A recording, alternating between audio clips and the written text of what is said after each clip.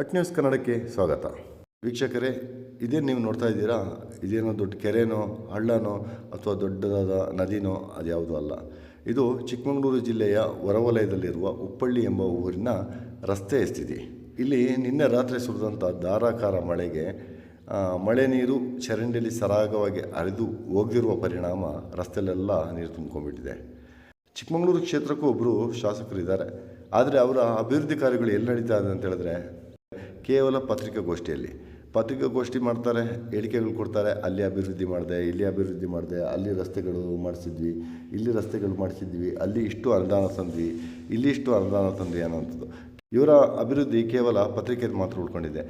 ಇದೇ ಶಾಸಕರು ಕಳೆದ ಚುನಾವಣೆಯಲ್ಲಿ ಈಗ ಮಾಜಿ MLA ಆಗಿರುವ CT ರವಿಯನ್ನು ತೋರಿಸಿ ಅವರು ಏನು ಅಭಿವೃದ್ಧಿ ಮಾಡಿದ್ದಾರೆ, ಚಿಕ್ಕಮಗಳೂರು ನಗರದಲ್ಲಿ ಏನೂ ಅಭಿವೃದ್ಧಿ ಮಾಡಿಲ್ಲ, ಹಾಗಾಗಿ ಈ ಬಾರಿ ಒಂದು ಬದಲಾವಣೆ ಮಾಡಿ ನನಗೆ ಮತ ನೀಡಿ, ನಾನು ಚಿಕ್ಕಮಗಳೂರನ್ನ ಅಭಿವೃದ್ಧಿ ಮಾಡ್ತೀನಿ ಅಂತ ಹೇಳಿ ಮತ ತೆಗೆದವರು. ಚಿಕ್ಕಮಗಳೂರಿನ ಮತದಾರರು ಕೂಡ ಒಂದು ಸರ್ತಿ ಬದಲಾವಣೆ ಇರಲಿ ಅಂತ ಹೇಳ್ಬಿಟ್ಟು CT ರವಿಯನ್ನು ಸೋಲಿಸಿ ತಮ್ಮಯ್ಯರವ್ರನ್ನ ಗೆಲ್ಲಿಸ್ತಾರೆ. ಗೆದ್ದ ನಂತರ ಇವರು ಕೇವಲ ಪತ್ರಿಕಾಗೋಷ್ಠಿಗಳು ಮಾತ್ರ ನಡೆಸ್ಕೊಂಡು ಅಭಿವೃದ್ಧಿಯನ್ನು ತೋರಿಸ್ತಾ ಇದ್ದಾರೆ.